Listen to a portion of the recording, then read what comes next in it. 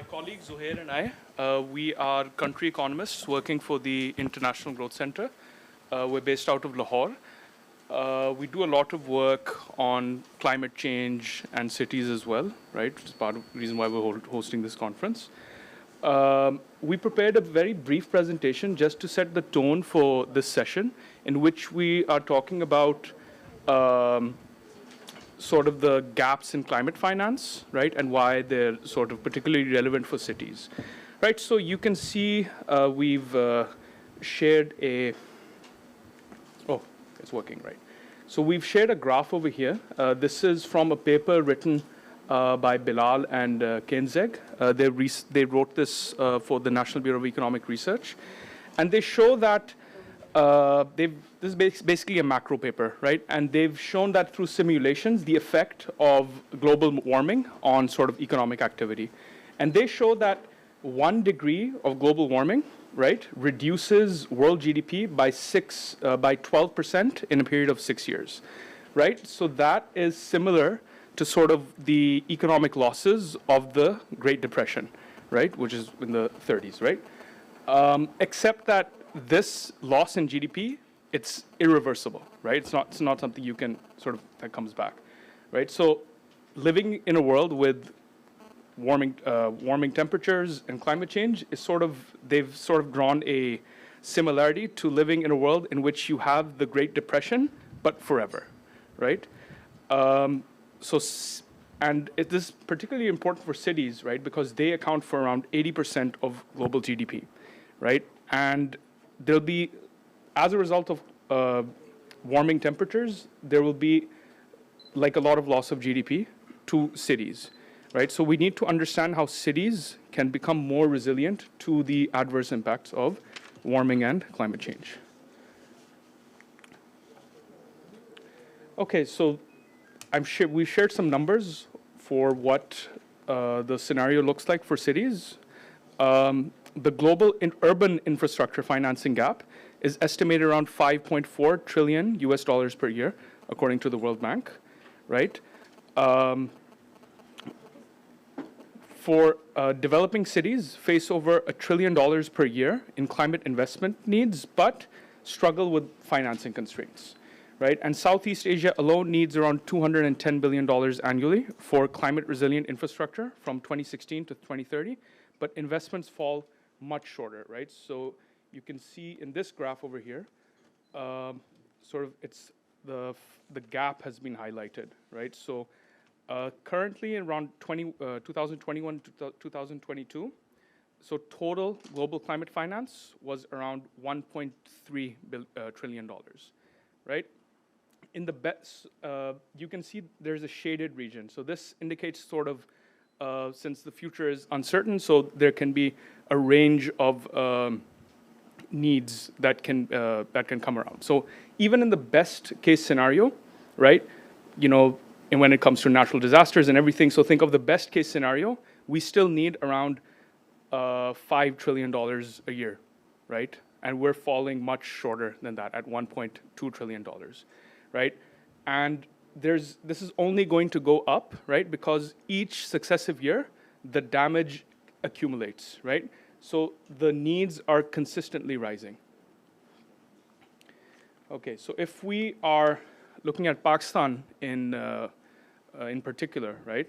So the total investment needs for Pakistan's climate and development challenges between 2023 and 2030 is $348 billion. This was in I think the country climate profile, which the World Bank published in 2022.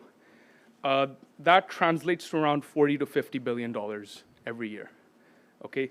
And just to sort of compare that figure to how much money, what are the government's resources, the total government, the federal budget for 23-24 was $51 billion, right? So the needs perhaps exceed, you know, what we can offer through the total budget, right? Since a lot of that is debt refinancing. Okay, so I've sort of given the context, right? So now I'm going to hand over to Zuhair to sort of explore, you know, what opportunities we have, what beyond sort of just concessional financing, what sort of opportunities we need to explore to bridge these financing needs. Okay, just one more additional piece of context. So the federal budget was $51 billion, but the allocation to climate change was $21 million. So we can see where we are right now. So I'm going to start by talking about innovative financing solutions and how we can, make up for this climate shortfall. We probably will not be able to make it all the way. I mean, we can hope, but we probably will not. But here are some solutions we can talk about. So first of all, we have green bonds.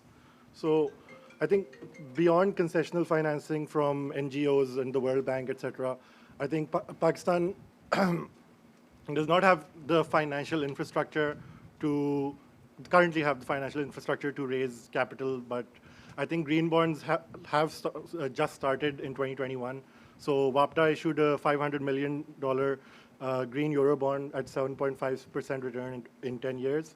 And they were able to raise the money quite quickly. And in fact, they actually received investment offers worth $3 billion, but obviously they declined because that went beyond the needs of the projects at the time. So what are green bonds? Green bonds essentially help governments and international agencies to raise capital with the promise that they'll use those to invest in environmentally friendly solutions and in projects which are focused on adapting to climate change and building more resilient societies. So, then moving on from green bonds, we also have blended finance, which is like a mix of like green bonds and like we have other public and private financial organizations which partner up to raise money for climate change investments. Then we have, obviously, I think the most famous and the most talked about are carbon markets. So, for example, we have emissions trading systems which generate revenue for urban climate action. So the IGC is currently having tentative discussions with the Punjab government on how they can help set up an emissions trading system in Punjab. So we have Michael Greenstone on board as well, who is President Obama's energy advisor. And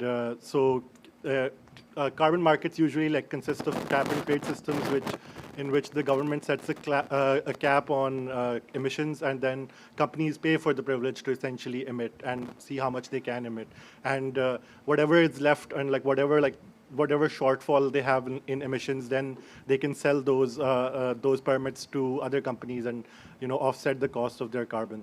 So it's and then finally we have insurance and risk transfer mechanisms. And I think we've given a foreign example, but I think that's because there wasn't really much of a Pakistani example, and that's because even though we have $8 billion worth of agricultural exports last year, we don't have a real crop insurance mechanism out there, which is we haven't had the private sector essentially land in Pakistan and be able to provide insurance cover which would help raise billions of dollars in providing for resilience and adaptation. Because I think probably when it comes to insurance, the private sector is most likely to be able to help out, and we have a huge vulnerable population of small-scale farmers who would really benefit from crop insurance.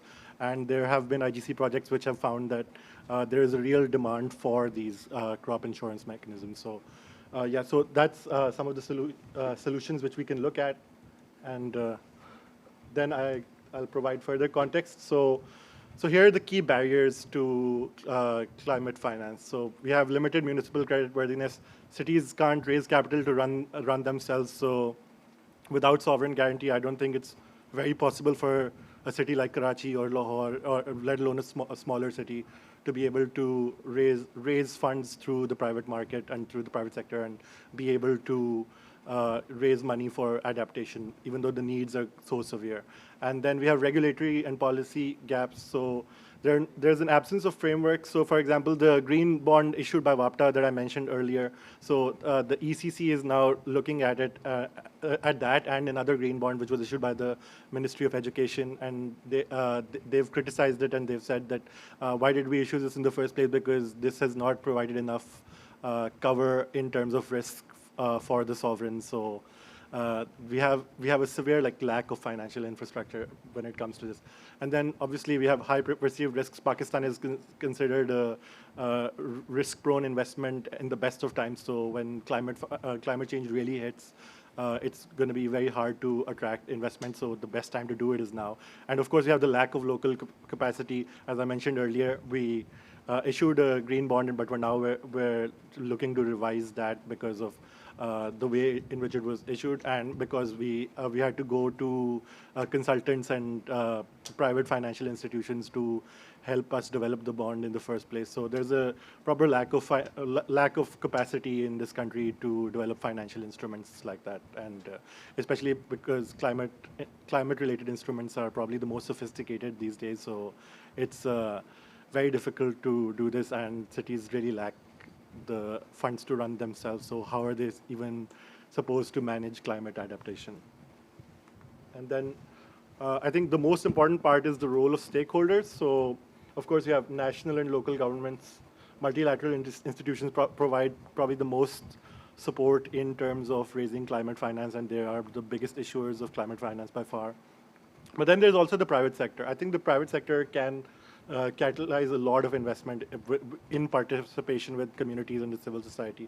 But the civil society's role is not that much of a financial one, but I think it might be the most important of all, because I think once we start making some noise about like what's needed in this country, I think that's what's going to make urban development a priority for the government. So that's probably the most, like they're probably the most important stakeholder, all of us. So that was it. So I think I'd just like to end on this note that we have, but this is a picture from Karachi. We have a lot of like instruments available, but there's this proper like lack of effort to go and pick these up. So I think we'll just move on, and I'll let Farah continue the session. Thank you. Thank you, Zahir and Sajid. Faisal Shafat sir, if I could come to you for your comments, reactions on this presentation, and also if I could also add, has there been any sensitivity analysis or scenario analysis at the bank or anywhere in locally within Pakistan that gives us, under different scenarios, what are going to be our financing needs and what are going to be our debt capacity needs? Okay, thank you very much. First of all, let me thank you and appreciate for arranging this important session at this point in time, an important juncture. Let me share with you a few more stats with regard to the climate change and the cities. So, by the United Nations, it is said that by 2050, nearly 70% of the global population will be urbanized. One thing. And the climate change is costing the world around $16 million per hour. And this figure is growing by each minute as well. And same is the case is for the Pakistan. If you look that according to Greenwatch Climate Risk Index 2025, Pakistan remains the nation, remains the most vulnerable country around the world. Further, if you there is another stat that over the past 2 decades, climate-related disasters have cost the country a cost of which is estimated about 100 billion for the last 2 decades, and this estimate is given by the SDPR. So, having said that, let me share with you the policy initiatives that have been taken by the government of Pakistan, as well as by the State Bank of Pakistan in this context. Because one of my learned colleagues was saying that there is a lack of financial infrastructure available in the country, which is hampering the promotion of the climate finance for the with regard to the urban centers and cities.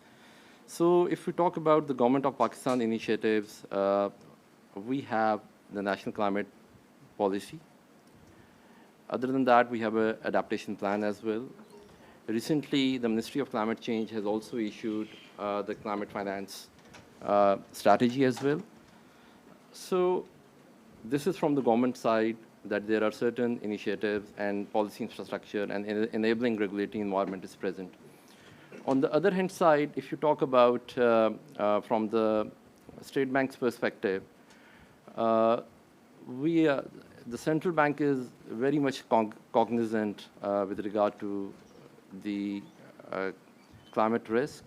And in line, we have issued green banking guidelines in the year 2017. And this guideline has three main components. One component is basically the environmental risk. The other component is the business facilitation, and the third component is the own impact reduction. Let me tell you that these guidelines, the green banking guidelines, are applicable on the banks. So now the banks have started integrating the environmental risk into their credit risk processes. And to ensure it, we have also issued environmental social risk management manual. The basic purpose of this manual is the integration of the climate risk into the credit risk. And now the banks have their separate governance structures for the green banking, for the climate risk in the form of green banking officers. The board is now responsible for approving the policies regarding the climate-related policies for the bank. Similarly, the senior management has also its specific roles as per the ESRM manual. And now the implementation timeline for these risk management, the environmental and social risk management implementation manual is 2025, November 2025. So it is quite encouraging. We are very closely monitoring the progress of the implementation. The banks have now started screening the transactions, each and every transaction, the lending transaction, they have started screening against the checklist and against the standards that have been defined under the ESRM manual. So on the other hand side, the second component that I was previously mentioned was the business facilitation. So now the banks are developing the climate smart or climate related banking products which they will offer to their customers. And the third part is the own impact reduction. And they are also taking certain measures to reduce their own carbon footprint. So these are the few policy initiatives that have been taken from the Government of Pakistan perspective as well as from the central bank's perspective. There is another very important initiative that has been recently been taken, and that is the development of the green finance taxonomy. And what I believe that this can be proved as a game changer, because before that, in Pakistan, you don't have any standard definition for defining the green activity. And that is another reason that the investors and the financiers were reluctant to finance or invest the climate-friendly projects. Either it could be for the urban centers or otherwise. So this taxonomy have been developed in assistance with the World Bank, and it has identified priority sectors, and construction is one of the important priority sectors under the taxonomy. So this taxonomy is expected to be launched by June 2025, and after launching the taxonomy, what I foresee, basically, that there would be certain capital inflows in Pakistan. The investors who want to invest in Pakistan with regard to the environmentally friendly projects, they will invest. Another important step that State Bank of Pakistan have been taken is the issuance of the infrastructure prudential regulation for project financing. It was done in 2016, and as per the prudentials, environmental risk has to be taken care of by the financial institution, by the banks, whenever they lend to any infrastructure project. Similarly, another thought that I would like to share with you, when we talk about urban centers, as my colleague have shared the certain, instruments that can be used for financing these projects, like green bonds or sustainability-linked bonds, blended finance, or community-driven projects. I think these are also very important.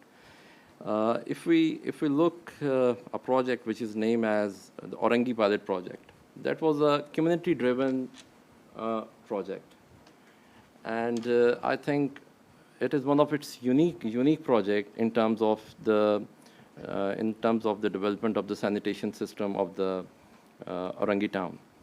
So there is what I believe, there is a need that if there is no government support at certain times or at certain place, the community has to play, the community and the role of the professionals is very important. Because in case of OPP, the technical advice was given by the Orangi pilot project, and the community has basically self-financed those projects. So I think there is also a need to identify such initiatives, particularly for cities like Karachi, where the slum area, I think, is more than 50 to 60%, if I'm not wrong. Further, if you talk about, then there is also a need to promote instruments like sustainability-linked bonds, because these are the bonds which are basically linked with certain climate targets or the benchmarks, and so that they can be priced as well accordingly. In case the benchmarks have been achieved, the price can be lowered, or in case the benchmark is not achieved, the price can be raised as well.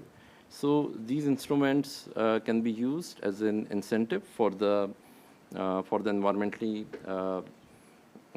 friendly investors. And further, if you there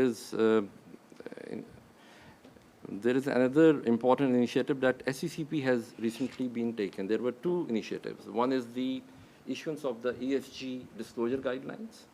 So that is also another very important step that has been taken. And SCCP has also issued the green bond guidelines as well. So as far as my opinion is concerned, what I believe that the financial infrastructure is there. The point is that we have not properly implemented it. We have not utilized it optimally. So there is a need to use these, enabling environment that have been created to finance such areas. So I think that's it. Thank you. Thank you so much. And just for my clarity, you say guidelines but not regulations, correct? So those are two different things. Yes, these green banking guidelines and ESRM implementation manual, Right. which is also, voluntary, but we are continuously monitoring very closely. We are obtaining data on quarterly basis. Mm-hmm. We are having very close interaction with the banks. And as I've said more than, I think, 80% of the banks now have developed their board-approved policies.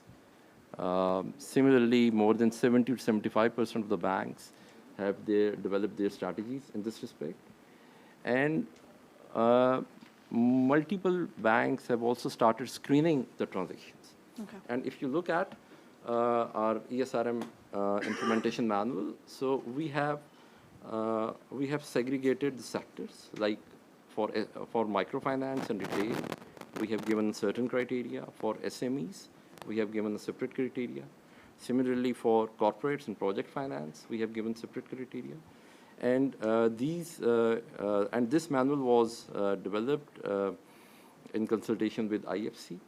And the IFC performance standards have also been incorporated in in this manual. So banks are also, following those IFC performance standards and screening the each and every lending transaction against those performance standards as well. Right, take over. Yes. Thank you, Ji. Fayaz Hussain Saab, if I could come to you, and maybe, so the presentation before just showed us the scale of financing needs we have for both adaptation and mitigation, and this is not something that perhaps private initiatives can fulfill. So I wanted to understand what the government of Sindh may be thinking about on how to secure adequate financing for some of the needs that this province faces. Thank you so much, everyone. Sorry, I couldn't listen to the presentation as a whole, but I just want to add that the Department of Climate Change and Coastal Development Department is in nascent stages. Okay, we have just restructured the Directorate of Climate Change. Okay, so we are going to establish a carbon market wing as well. So we are looking forward to have some investments, some financing from the developing partners, but we have not done substantial so far. This is from this department. Thank you. Thank you. So I think this provides good context for the discussion that we can have around the roundtable. So I would like to now invite comments from people across the table. Ji, please go ahead. Former Senior Vice President, Kurangi Association of Trade and Industry, and also CEO, Global Innovatrix Private Limited. It's not a comment, it's basically more of a question than a comment. And when we talk of urban cities, especially a place like Karachi, right? It's a jungle of buildings. It's a concrete, place. So the only green space that we can give is for solarization, right? Because when we talk of carbon markets, basically, if I can be more precise, we are talking of agroforestry, which is definitely not possible in a place like Karachi. But when we talk of solarization, then what happens is we cannot give that benefit to the customers or to the people who voluntarily enter into the market. I mean, they cannot trade solarization in carbon markets, right? Because I think they have some energy certificates or something like that. But what is the incentive for the people living here if they move to solarization and if they adopt more of renewable energy and if they move towards, making themselves more climate resilient, but they don't have the benefit of carbon trading, they don't have any other incentive. So is there anything that we can devise for them to, involve more of the community and the industry into the picture?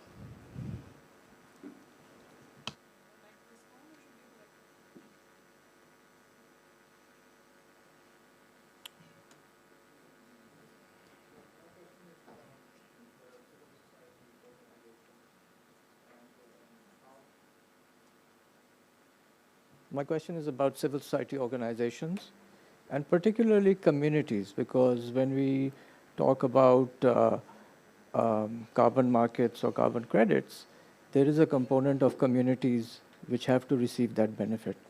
Now, I can say from on the ground picture, if you're talking about Delta Blue Carbon, we are not seeing benefits on the ground in the communities. We have a network and we can collect that information.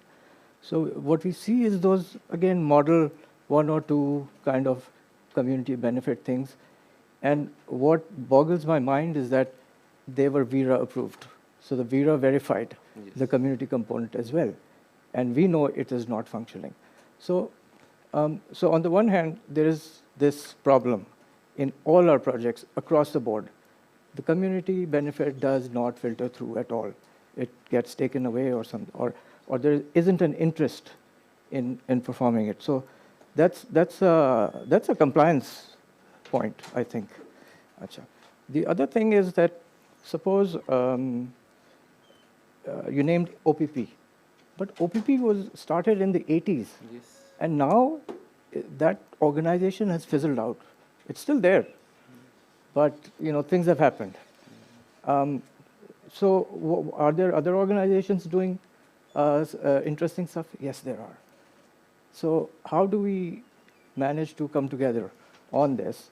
And I think what the role that civil society And an organization like ours, which is the Climate Action Center, we're very much connected to grassroots organizations. We're very much involved in city planning. So there are two big city plans which are being developed right now for Karachi.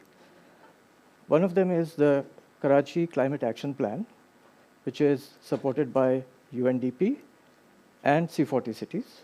And the urban unit actually prepared that plan, who are one of the organizers of this event. So we were there as one of the stakeholders, and going forward, we'll play a role in planning each of those projects. Now, if you're talking about the city, we are really talking about the infrastructure, the drainage, the challenge of floods and water flowing through the city. So it's things like this. The infrastructure is broken. When we talk about climate resilience as a concept, it means you have flexibility. But here you have a malfunctioning city. So resilience is a luxury. It's just a concept. It means nothing. So first you have to fix the city. Then you can talk about some extra leeway, resilience. So the infrastructure, so if we're talking about climate and we're talking about long term, we definitely talk about long term. See, another thing gets confused is that when there is a crisis, when there is a disaster, that takes place because certain things have not been done that led to that disaster, which could have been avoided. And so there is a whole bunch of things you can do before the disaster strikes.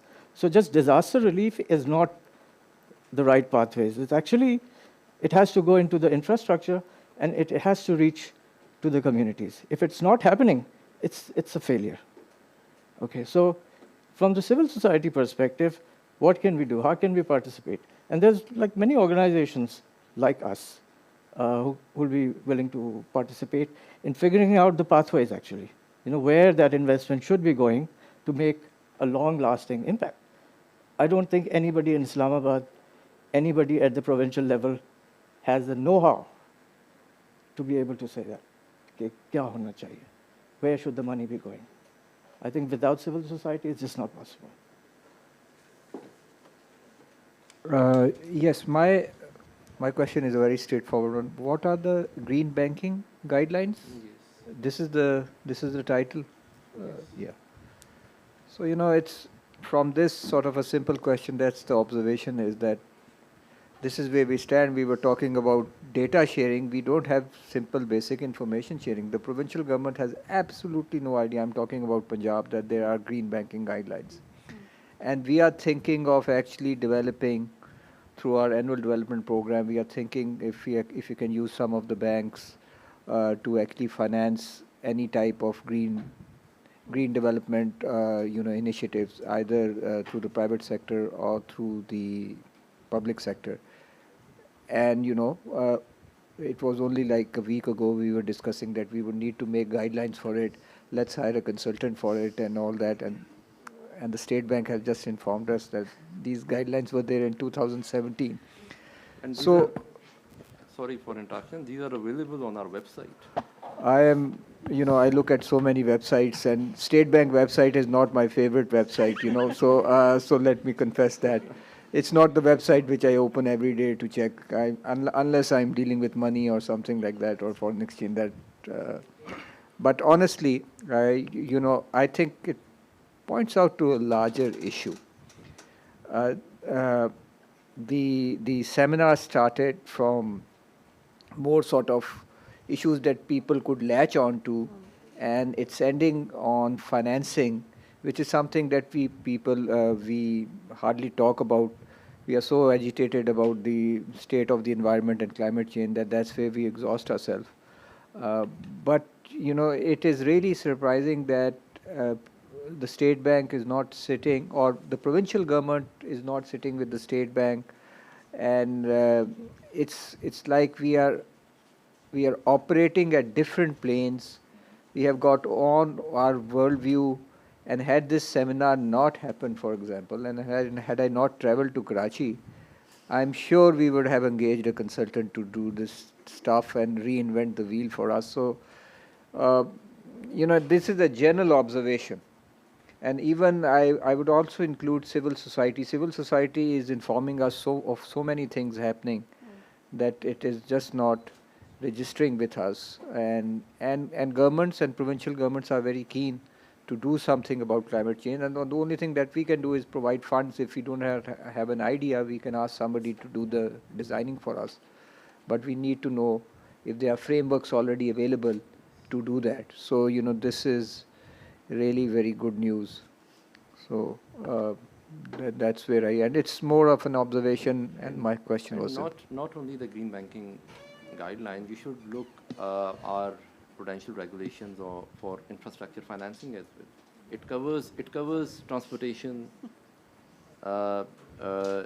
it covers renewable energy. So there are 7 to 8 sectors that have been covered under these prudential regulations.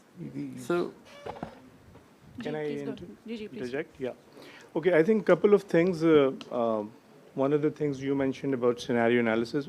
So I am an accountant, so I'll talk from that perspective. The risk management and the accounting, disclosures, transparency.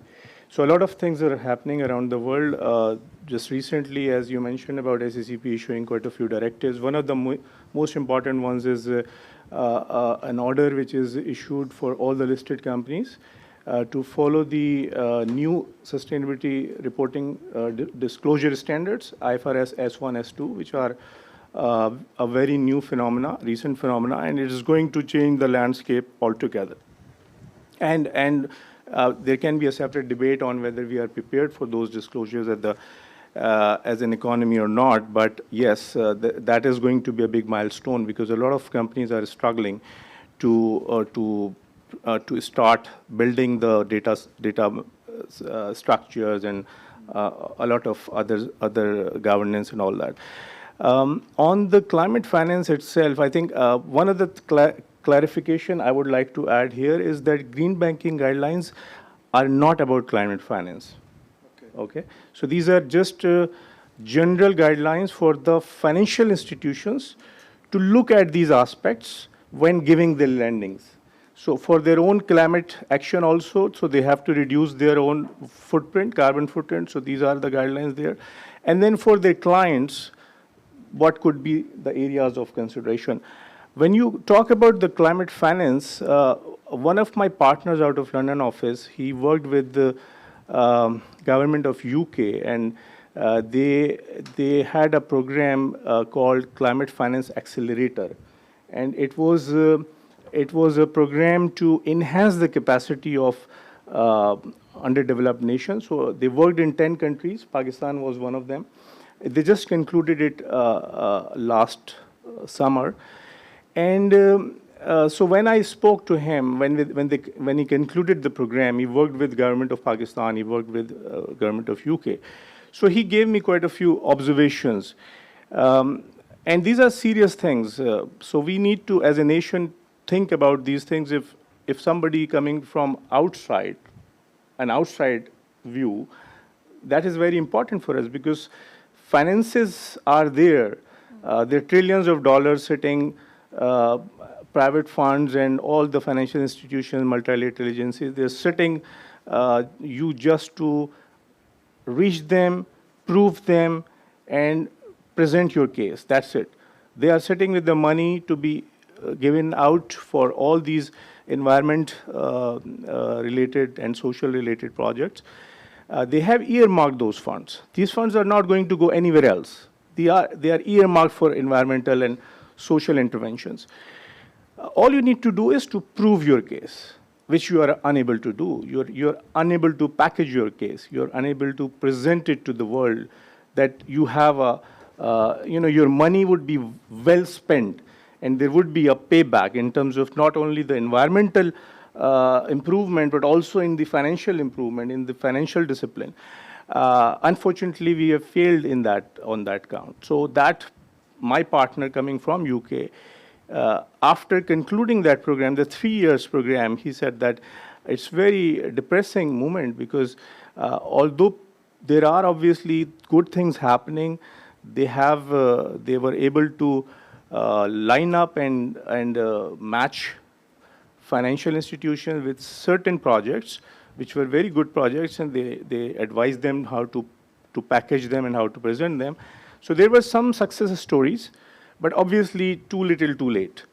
So a lot has to be done in this area. And you spoke about the scenario analysis.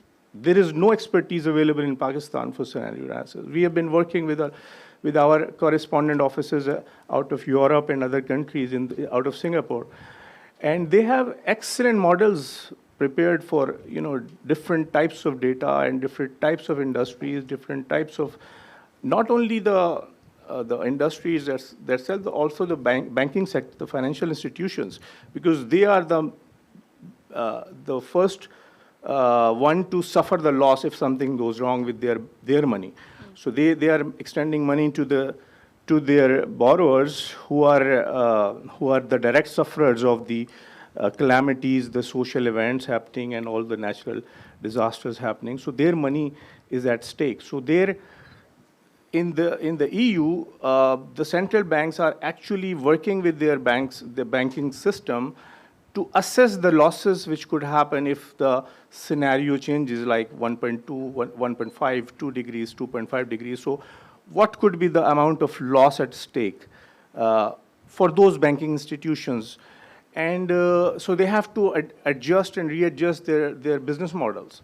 So the whole world is working on that model. But obviously, we are lagging behind, and I think it's right time to start building in this direction. We have been working with quite a few. We are not working, but we are in negotiation with quite a few banks in Karachi, in Lahore also. One of the banks actually invited bids on Climate Finance Accelerator itself. They wanted to initiate this, and they wanted consulting on that count. So we sort of submitted the proposal.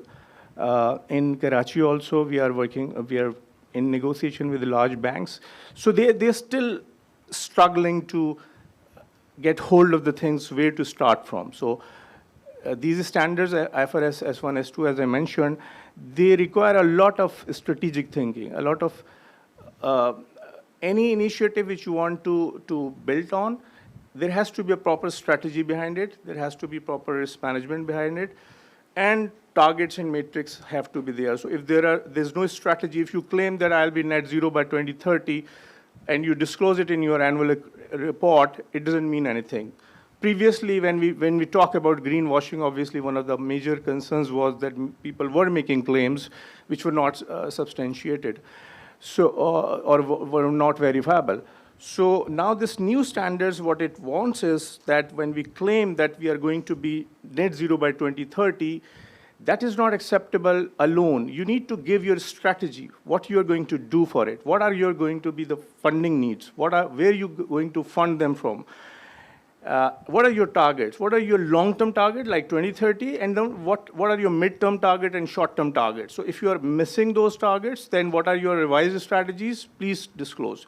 So it's a very, very comprehensive, elaborate standard which is coming through, and hopefully things will change drastically after that regime. So I think that's my 2 cents. Okay, so you want to respond, Jay? Let me respond you on 1 or 2 points. The number one that you have mentioned, the green banking guidelines with regard to the climate finance. Basically, as I have explained, that we have also issued environmental social risk management manual. That manual basically deals with the environmental risk and the climate risk. It basically integrates the environmental and climate risk into the credit risk procedures and systems of the financial institutions, of the banks particularly.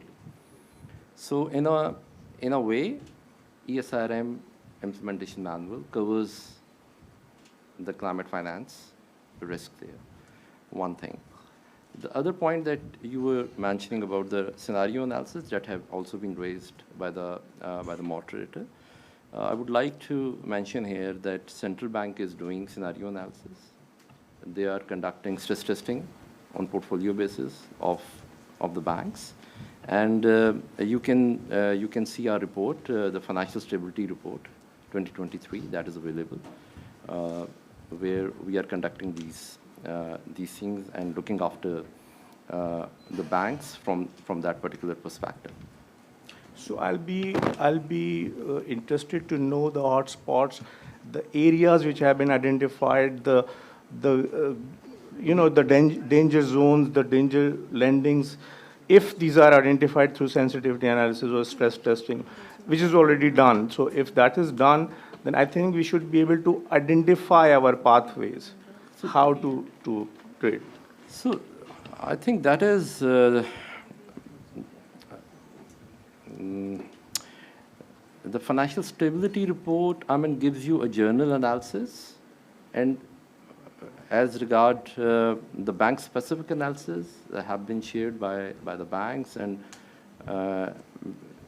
for this you will have to understand the supervisory process and the framework. There is a macroprudential aspect, and there is a microprudential aspect. So on the macroprudential level, you basically conduct the stress tests, stress testing, scenario analysis, and then you engage institution by institution to address their issue with regard to the climate finance risk. So that data might not be available publicly because it's a confidential data with regard to each institution. So I think that is the reason that you cannot see it publicly. Okay, so that's good news. Yeah. And I'm sure that the scenarios given by NGFS, the 4 scenarios given by NGFS, which are being used by all the financial institutions across the globe. So I'm sure State Bank would have used those 4 scenarios. And in the heat scenario, let's say 2 degrees or 2.5 degrees, what are going to be the implications on our economy? Yeah, so that would be very interesting. Implication on the macroeconomic variables such as the GDP growth or factors like that. So, and accordingly, its impact on each financial institutions have been assessed. And what about physical risk? Yes. So scenario analysis. Basically, if you talk about climate risk, it's about physical risk and the transition risk. And both these risks have been taken care of while conducting these scenario and stress testing. Okay, so for example, if the heat rises to 2 degrees, what will happen to Karachi when we have an infrastructure which is hardly bearing the heat which is currently there, which is 1.5 maybe whatever is there. If there is a significant increase in the heat for Karachi, the whole infrastructure, which we all witness, the Karachiites all witness, it collapses. So what will happen at that point in time? If you have already done that scenario, then 2 degrees or maybe 2 degrees, beyond 2 degrees, what will happen to our cities? I think that's the discussion here, that how we are going to hedge ourselves. We are basically concerned with the banking portfolios. That if such and such scenario, exists or arises, what will happen to, say, X bank's loans portfolio in a particular geography in a particular area? So that has been assessed. I might not be able to, what will happen to Karachi? Okay? So that is the purpose and the procedure for the analysis. And I'm not privy to, each and every detail of because there is a separate arm, that is the Financial Stability Department in our banking supervision group, which basically conduct this exercise. Take. I have to go to other questions. There are a couple of people who raised their hands. And then I'll go to Dr. Nabi as well. Please go ahead. It's a very simple question since we are talking about innovative financing. And no doubt there is a lot of climate finances available. And if you look at our neighboring countries like Bangladesh, India, they have acquired a lot. So who will bring that financing in our country?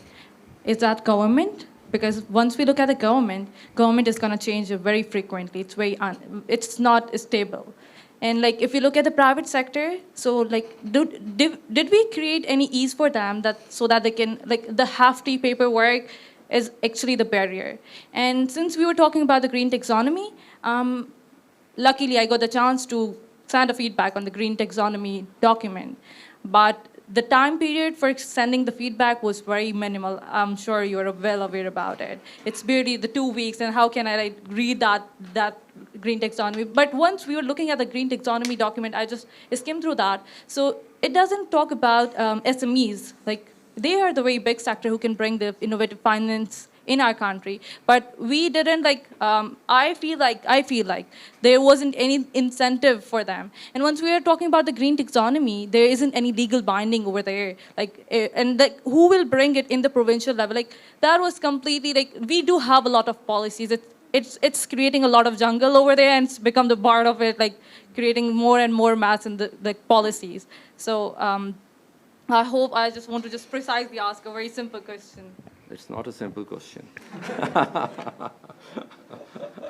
Well, that I agree that the time that have been given is a little bit less.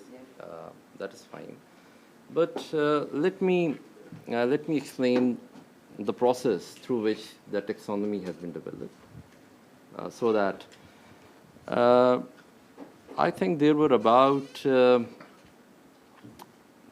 30 to 35 working group members.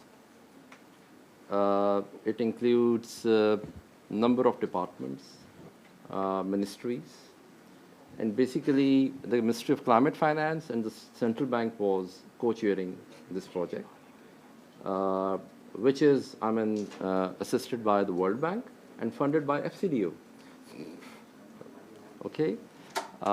Basically, FCDO, what I believe, funded the World Bank to develop this taxonomy for us. So there's a lot of, consultation in the development of the taxonomy, and this taxonomy will be approved by the cabinet. One thing. So I think it would have the legal cover. Once it is launched, then it would have a legal cover. It will be approved by the cabinet and maybe launched by June 2025. The finding that I'm asking about is, like, how can we make sure that every province is gonna make their own provincial green taxonomy policy, and then what about the rest of the other institutions? It's national green taxonomy, basically. But it's not so applicable for not all the necessarily provinces. that for each and every province will have to stop, because provinces have also been taken care of while developing the taxonomy. The Environmental Protection Agency, the federal, as well as all the 4 provinces were the part of the working group. So they have given their input. The thresholds or the sunset clauses that have been given in the taxonomy are thoroughly discussed and agreed upon among all the relevant stakeholders. Yeah, I saw the working group list, the EPA and CPA, everyone was the part of it. Everyone was a part of it. Yes. Yeah, but still, I feel like they were not bad. And one thing, and another one thing that is very important. It's a living document. It's a very important step for Pakistan in the climate finance space. You see, before that, we don't have any standard definition that what activity can be classified as green and which cannot be classified as green. Here is somebody was mentioning that the investors were reluctant to invest in Pakistan. The financiers were reluctant to finance the products. Why? Because there was a risk of greenwashing. And you see, the taxonomies are interoperable. So when the taxonomy was developed, I think more than 10 to 15 taxonomies have been consulted across the world. Each and every national level rules and regulations have been taken care of. These are aligned with the with the National Adaptation Plan. It is aligned with the NDCs as well. So I think with its launch, there would be certain impact on the capital inflows. We should move on because I see a number of hands. I want to go to Dr. Nabi next, and then Fatma, Noam, and then at the back. Yeah. Actually, So, Dr. Nabi. I have to leave. I have to catch my flight. Oh, sure. If So,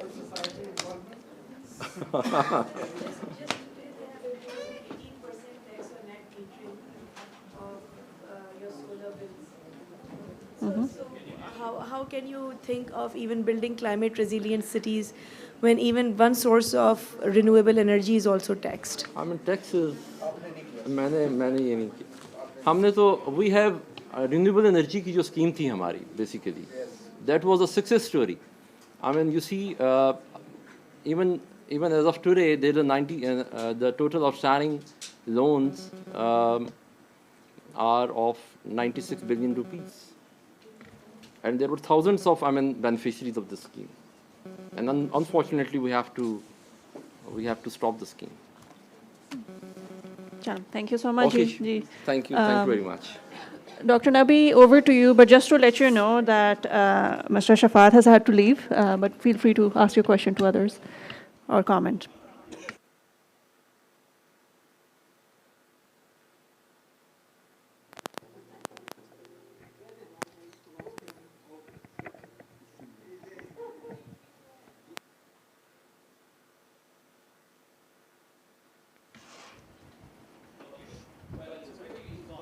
No.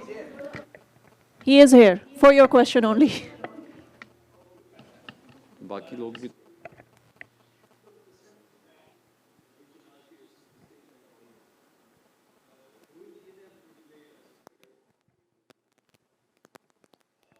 because it not only regulates banks through which private finance will be intermediated, it also monitors external climate finance when it comes in.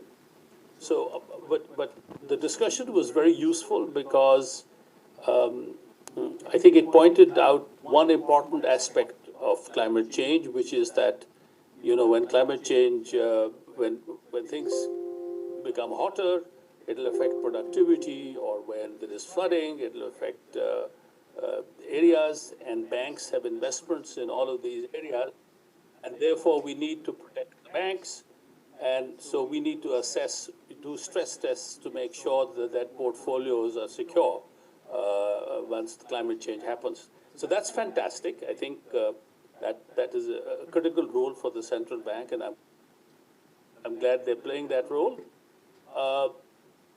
My question really is not so much to start giving. I'm sorry, I can't.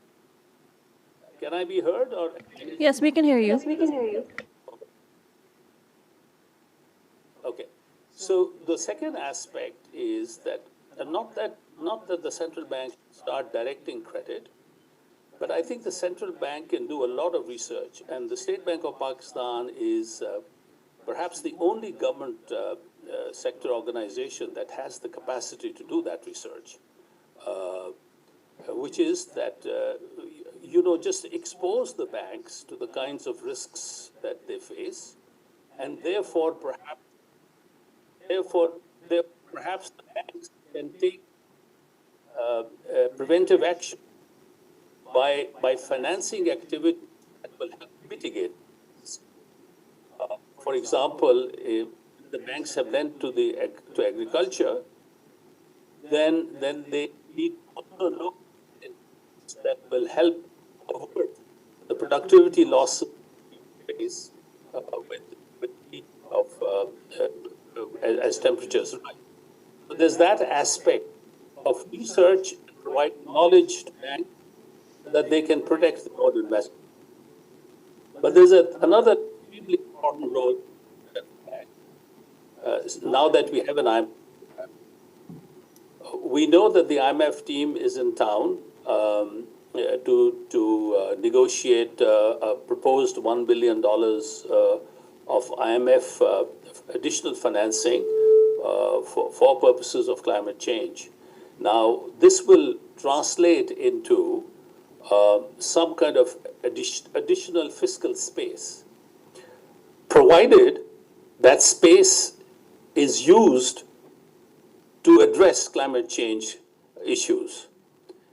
So I'm very much hoping that the State Bank of Pakistan, because it has the research capability, will work very closely with the Ministry of Finance to make sure that the fiscal space that might be created with this additionality is actually used for the purposes of mitigating the effects of climate finance and not as just additional budget support because the government hasn't collected enough taxes and has not curtailed enough expenditures.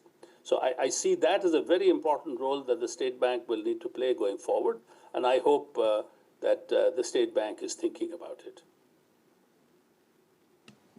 Thank you, sir, for the suggestion, and hopefully we will take care of this particular aspect as well. Thank you, sir.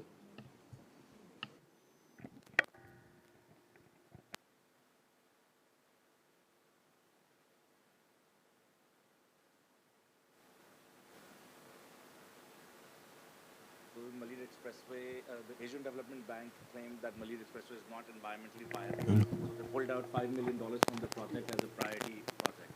So are there auditing guidelines as well that State Bank is looking at?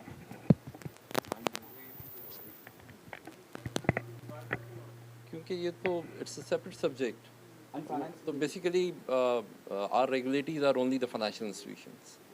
So, Asian Development Bank would be a financial institution or lending institution as well, right? So they did environmental audit and then they pulled out the climate finance that would have been there. Asian Development Bank is not our regulator, okay? It's a multilateral institution. So, okay. Thank you. Thank you so much. Fatma, please go ahead. Has also been speak.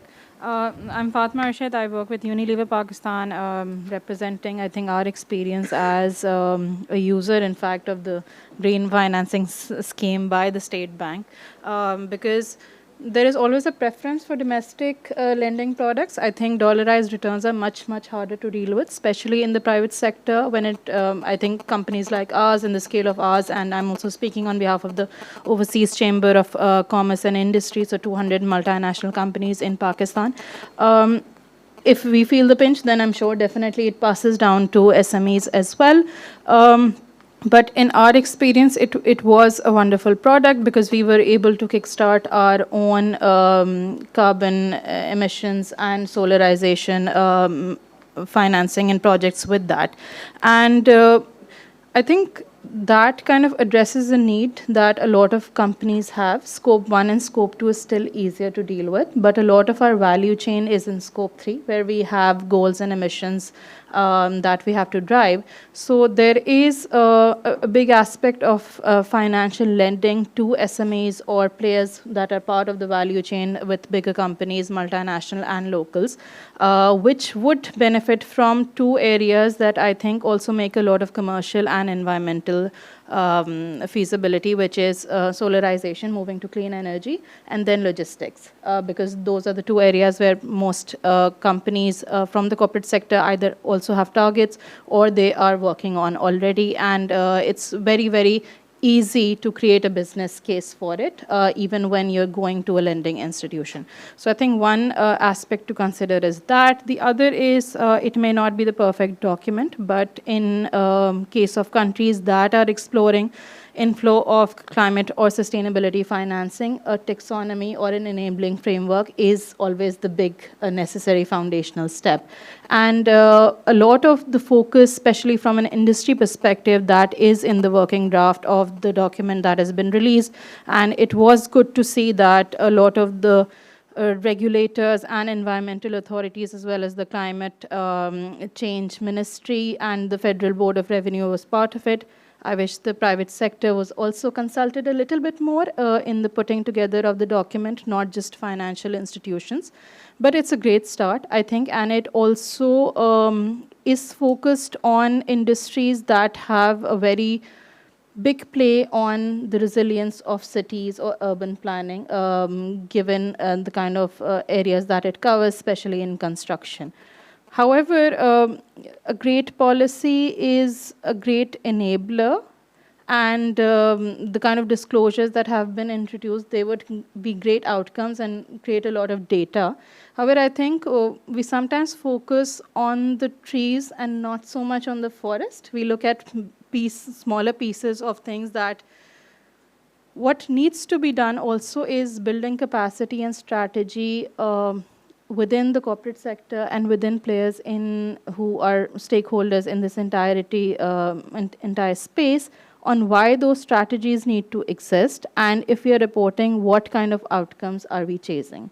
Because disclosures or financial or ESG related data should then ideally be feeding into what kind of financing instruments are available, how much we are able to tap those instruments given the kind of disclosures we are driving, and also connect between what Pakistan is trying to achieve with the NDCs at a national level, as opposed to another document and enabling guideline that has come in with the NDCs. And how could the private sector also be part of those solutions, and then also be measured the work that is being done or not being done in terms of accountability and measurability in driving those outcomes. So I think that that definitely is top of mind when it comes to local financial solutions, as well as the green taxonomy policy document draft that has been shared. Thank you.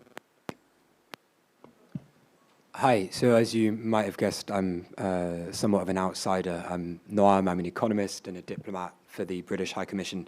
At the risk of doing a classic diplomat thing, which is coming to a room and trying to pat myself on the back, thanks to two speakers already who highlighted work that we fund.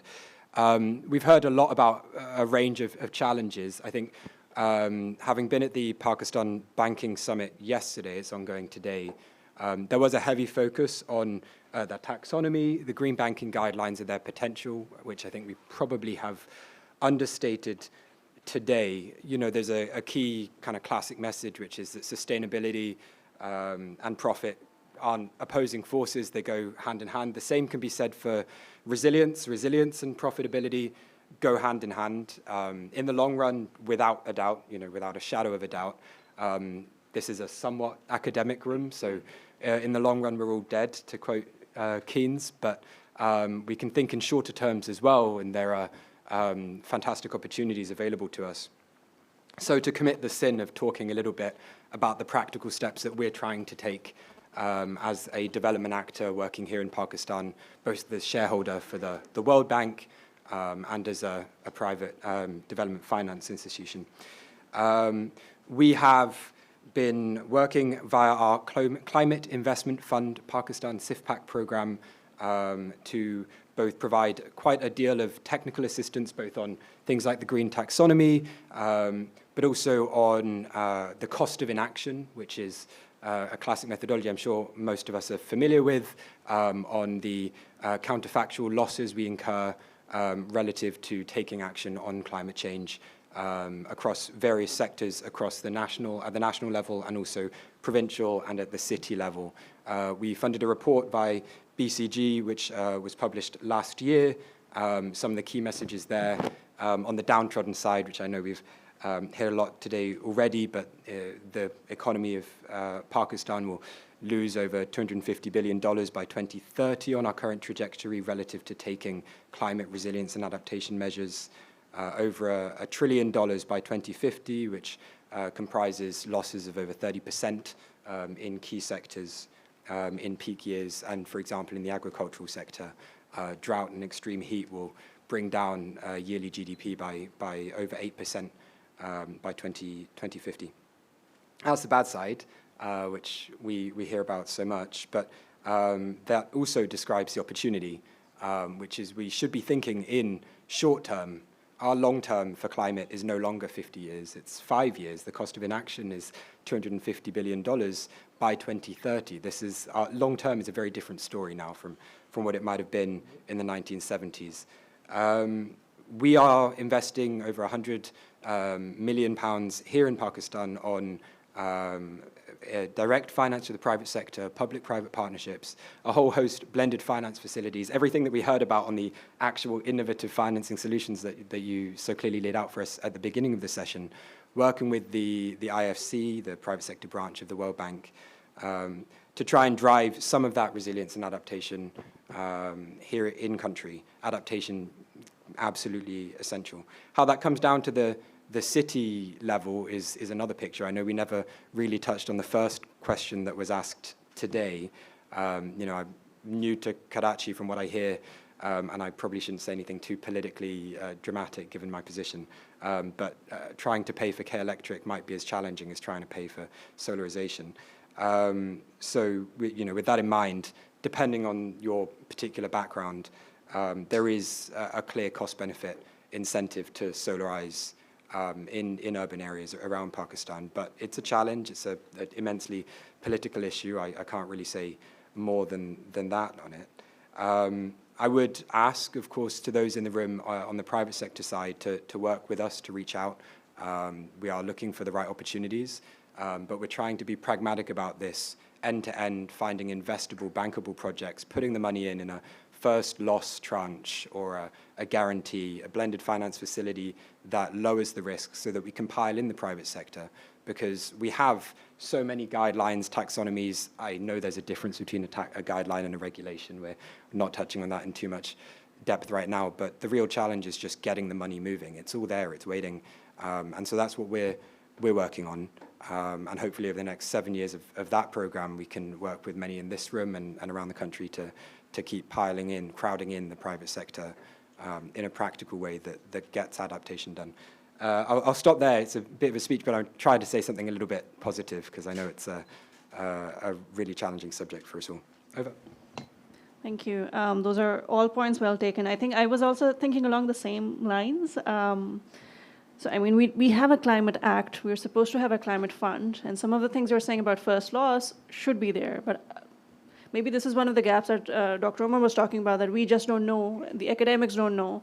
But I don't think we have a climate fund 7 years down the line.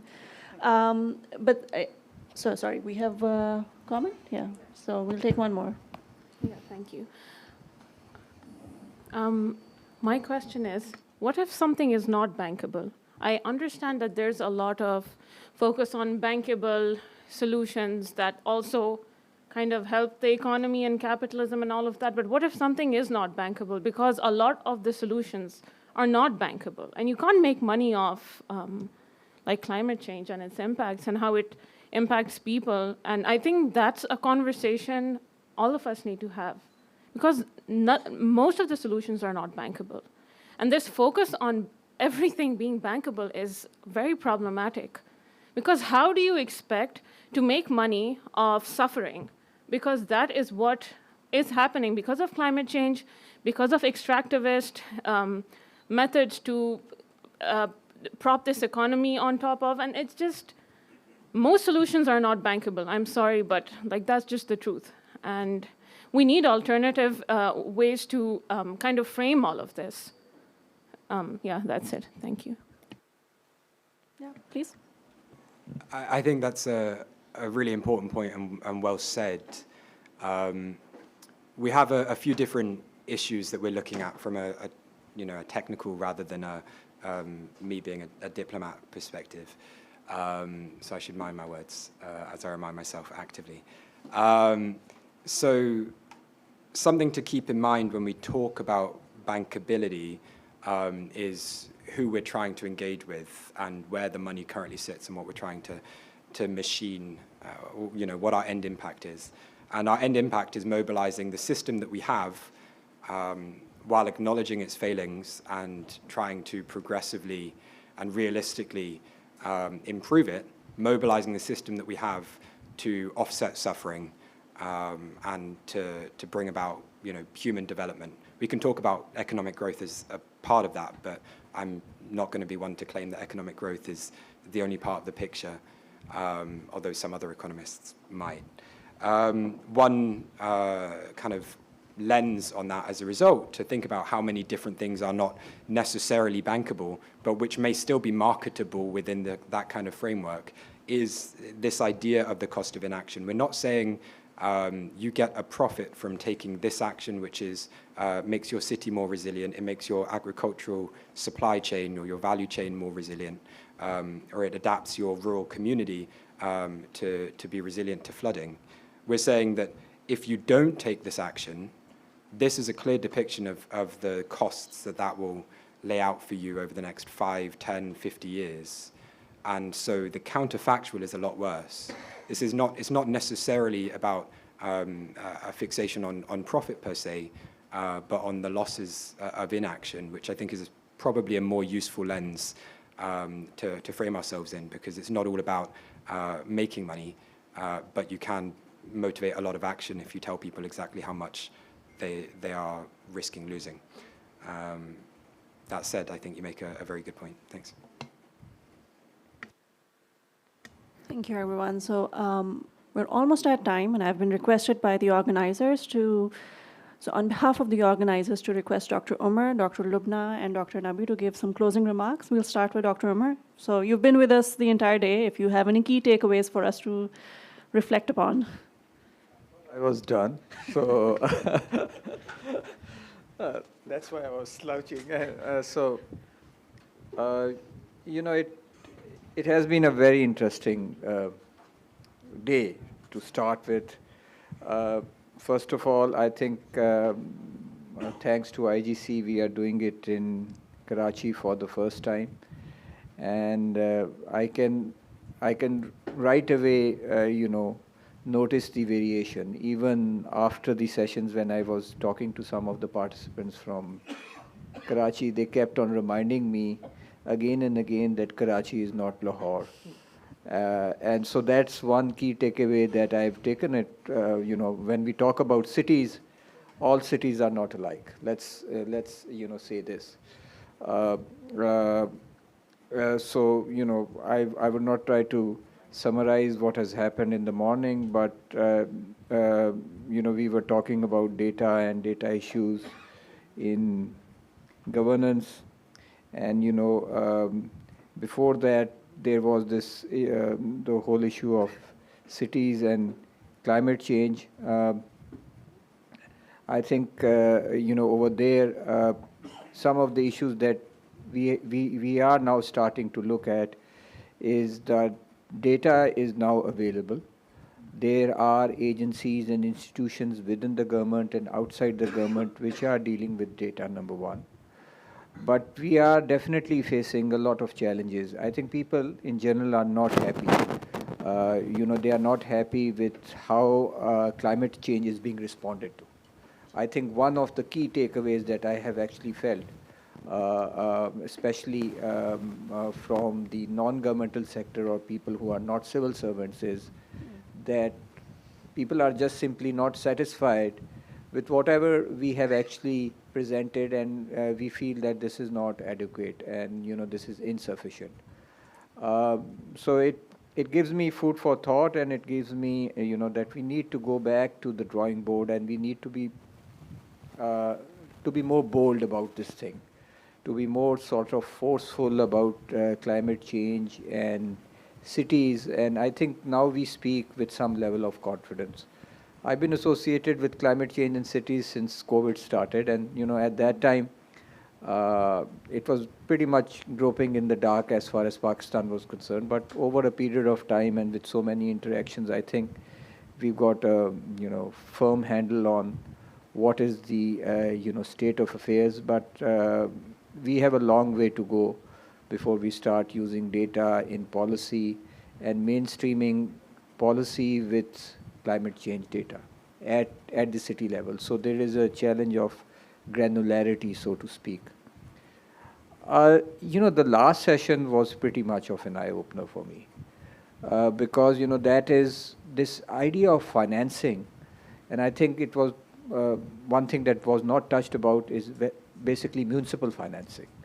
You know, that was one area that I thought that people would be talking about, but I think everybody expects the government to do that thing. But I think we are very deficient in thinking about municipal financing and trying to access municipal financing. The usual story which goes is that, you know, cities cannot do it, it is not constitutionally allowed, the provinces cannot borrow, and you know, there are so many things to it. But you know, I've been in the civil service for now almost 25 years. I can tell you these are just lame excuses. You can always find a way around it, but I think people have not gone to the local government level to really explore municipal financing in a very serious way. It's such an exotic topic that it's just left to float at the surface, and a few words here and there about municipal financing, but it just, vanishes in the thin air. So it was good to hear that they've got a taxonomy on green financing. Somebody said, what if the provinces were to do it? Well, if the state bank and the central bank was to do it and was to be the first mover, I can tell you the provinces would simply copy and paste that thing. They are not going to start inventing their own green taxonomy. And in fact, we would at the provincial level say that this is being done by the central bank, by the state bank, so, it's all the more reason to actually, follow it. One issue about bankability of projects, yes, it's really an issue. But to give them the benefit of doubt, bankability is such a common term when you're talking about financing, any type of financing, that it's like their language. But if projects are not bankable, there is another thing which is known as government. And government has subsidies, so we can make anything bankable. So, if we really start thinking boldly about good design, then you can even start thinking about how can government affect the bankability equation. And that is why I was so happy to learn that they've got already green banking guidelines. I've not had a look at it, because now when we approach, in fact, we have not even touched this conversation with commercial banks over here, because the provincial government was not aware that there is actually, even if there are guidelines, they are green banking guidelines. So, there is a general assumption banks are not interested in it. There's no point in talking to the banks or to local finance institutions. So our best avenue is some multilateral donor who would come with a program, and we would, figure a way out from there. But that is, as Ijaz pointed out in the morning, and Ijaz sort of, gave us the lay of the land as far as the global situation is concerned, that we really now need to start moving away from the multilateral donor who would be readily available at least in the next 3-4 years to do all this thing on climate financing, because of a change which has taken place in the United States. The knockdown effect of it would be felt over here in some fashion or the other. I think I have said enough. Once again, it was a really great session, and thank you for the audience for staying on, because climate finance and cities, I did not think that we had enough in the tank to last till 4:30, but I think even if we were to go till midnight, there's enough of argument, but nobody has plans for that. So thank you once again. Thank you very much. Thank you. Thank you, Dr. Umar. I think, yes, we didn't talk about the local governments don't have enough revenue generation capacity, but even other than that, if you draw from the sessions earlier this morning, some of the things we were talking about in terms of accountability and transparency involving the civil society, all of that is more likely to happen if we have a empowered local government, which unfortunately we don't.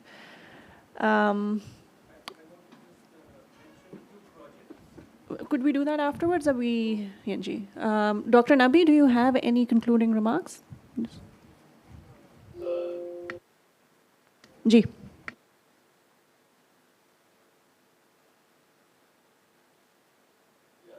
What the gentleman from the State Bank was saying as he left the room, but hopefully the IGC team will convey it to me afterwards.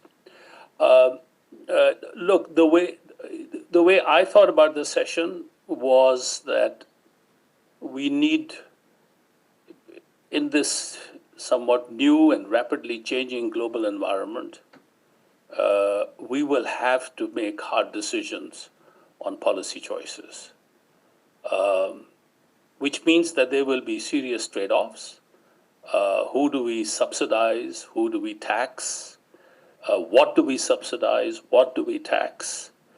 And these choices can only be made when we have the data and the evidence to inform those choices.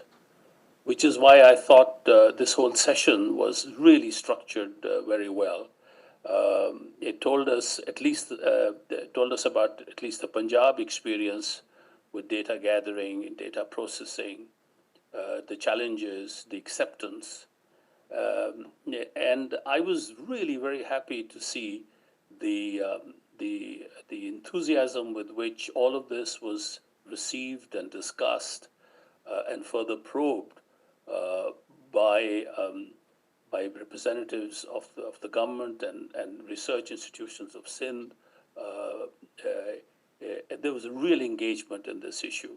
And I felt really sorry that I wasn't there physically to be with all of you to have the exchanges. But I was there. I heard enough, despite the speaker system, that I could sense that there was a lot of rich exchange in that area. I really think that, the way we approached climate finance after the floods of 2022, I found it rather bewildering that we were positioning ourselves as victims of international violation of natural rules, which resulted in the kind of global climate change events that Pakistan is at the forefront of receiving, the ill consequences of those. We really positioned ourselves as victims and went about telling what it would take to address those issues. When the Paris Accord happened a few years ago, they set aside $600 billion to support countries that would suffer from the climate change consequences. Only 20 billion was actually transferred, and Pakistan saw very little of that. That environment has deteriorated further. We will not see that kind of money coming from the global world, the global rich, or the global north, whatever it's called. We will really have to both deepen the knowledge of climate change and its impact on the communities in Pakistan, and develop the response to it, and that will require much, much better data than we currently have. Punjab has made a good beginning. I very much hope that Sindh will very soon follow suit, and I hope that we will take this conversation to Peshawar and Quetta also, so that we all understand the importance of generating data and hard evidence to make the kinds of policy choices that we will need to make. So on my end, I found it an enriching conversation.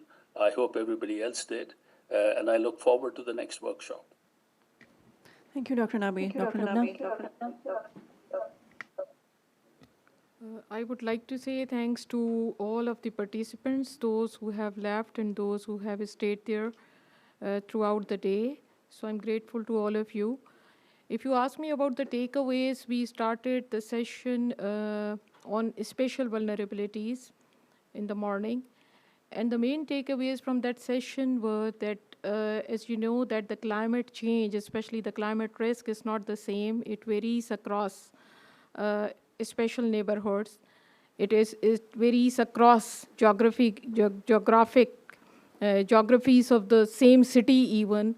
So how we can address the climate risk for different communities differently. So it's a big challenge.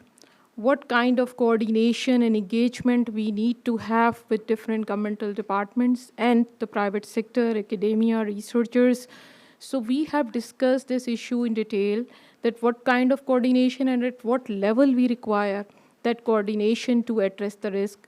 It would have been a pleasure that if we would have had some representation from the marginalized communities as well in this workshop, so that we could have heard about their problems in their own words. So it is easy to talk about other people, to talk about the marginalization of the people, using the research, using the evidence, which we collect very often, but it is different when we invite people who suffer from this who have the real experiences to share of their sufferings from the climate change.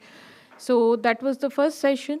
And in this next session, which was about the data and the evidence, we learned that what data we have, whether that data is credible or not, what are the issues in using the data at different levels. And I would like to appreciate the comment we had from the Yasir Saab, that he mentioned that we should have the data at the town level to make informed decisions and to improve the urban planning and development. So that was, the session was centered on the questions related to the data and the data availability. We also learned about the sophisticated data sets, the data sets which can be used by the researchers to do some climate change modeling. But the main issue is that how we can use the real-time data with other socioeconomic variables. For example, let's take the example of the respiratory tract infections.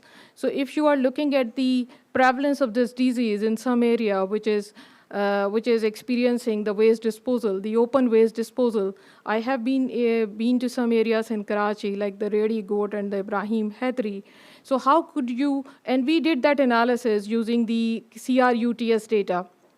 Like we collected the data on the land use, the land cover, and what is happening to the waste disposal in that particular community, which is the coastal community, the fisher folk community. So what we found that we can analyze the climate data, but we need to go deeper. We need to dig deeper to see that what is happening on the socioeconomic vulnerabilities of the communities living in that area.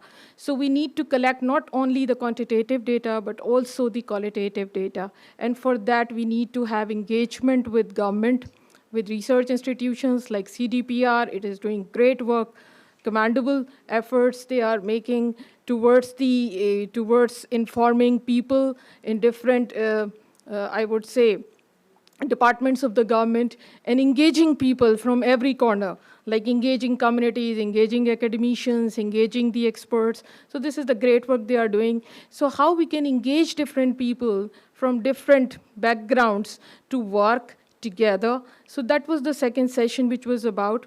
What about the third one? The third one, which I liked really about that, what about the solutions which are not bankable solutions? So we learned that it's not only thinking about the bankable or the non-bankable solutions, but to assess that what could be the cost of no action to climate risk. And it is better to look at the cost instead of the benefits and then decide how to make climate financing more feasible and effective. So with that, I would again like to say thanks to all of my colleagues, and especially to Ijaz Nabi Saab, who has been here throughout the day. I appreciate him, Umar Saab, and to the CDPR team, especially Hina, Zara, Farah, and I can see Yasir Saab, and to many others whose name I don't know. So thank you all. Thank you so much.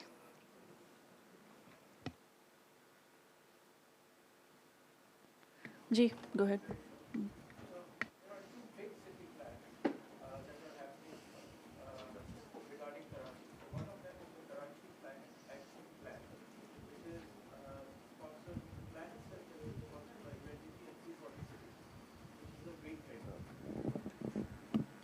The other one, so this one has to be implemented by KMC. KMC is the implementing agency, so the mayor's offices. And so we can see this would extend to the towns and the local government as well. The other big plan is the GKRP, which is the Greater Karachi Regional Plan. Now, this one is being developed in parallel by KDA, the Karachi Development Authority. Now, this is a 25-year plan. So roughly, if it starts now, the year that they've actually marked is 2047. But you can see it's a long-term plan. And they will definitely be looking at zoning because that's of their interest. So these two big plans will need financing. That was my point. First, the KCAP, Karachi Climate Action Plan, will be doing a donor conference in the near future once it is launched. And so that's one pointer. And the other one, which is the GKRP, Greater Karachi Regional Plan, it's going to do consultations for 2 years. For 2 years, they're just going to do studies and consultations because they're working on a 25-year plan. So, thank you. Just a small suggestion that this Mayor Karachi should be invited next time if there is anything. He was invited, yes. Invitations are not enough.